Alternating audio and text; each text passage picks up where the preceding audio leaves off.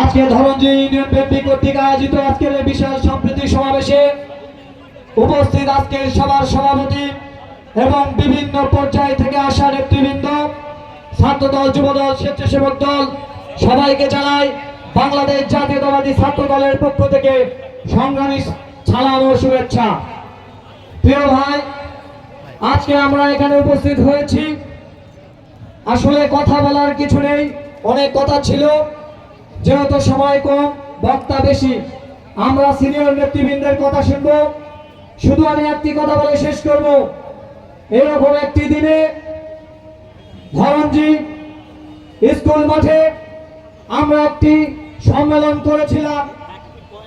আপনারা সবাই জানেন, সেই সম্মেলনে তৎকালীন আওয়ামী লীগ সরকার ছিল, আওয়ামী লীগ সরকারের প্রশাসন ছিল। আমরা শান্তিপূর্ণভাবে সেই সমাবেশ সফল করার লক্ষ্যে আমরা এগিয়ে যাচ্ছিলাম।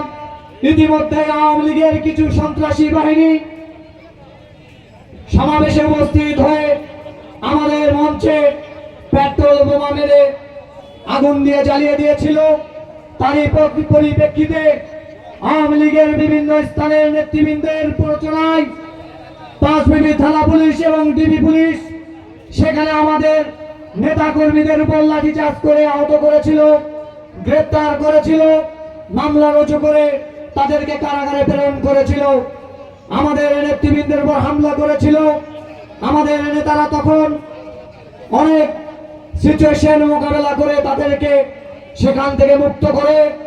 আপনারা জানেন, আপনাদের বোধহয় মনে আছে, আপনারা তখন অনেকেই সেখানে উপস্থিত হয়েছিলেন, আহত হয়েছিলেন। আমি কি মিথ্যা কথা বলছি?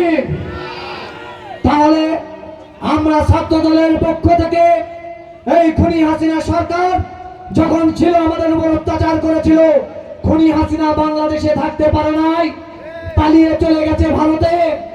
আমরা এখান থেকে এই সম্প্রীতি সমাবেশ থেকে উদাত্ত আহ্বান জানাবো, খুনি হাসিনার অবিলম্বে ফাঁসি চাই এবং বাংলাদেশের মাটি থেকে আওয়ামী লীগকে নিষিদ্ধ করতে হবে। এই আশাবাদ ব্যক্ত রেখে আমি আমার কথা শেষ করছি। এবং ছাত্র বৈষম্য আন্দোলনে আমাদের এই রতনপুরের কৃতি সন্তান, আমাদেরই ভাই শহীদ বিশাল হত্যা হয়েছিল জয়পুরহাটের মাটিতে। এই আন্দোলন করতে গিয়ে, খুনি হাসিনা আন্দোলন করতে গিয়ে হয়েছিল, শহীদ হয়েছে আমাদের ভাই।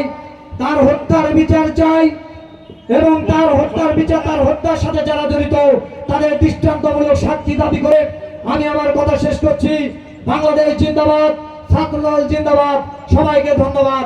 আসসালামু আলাইকুম।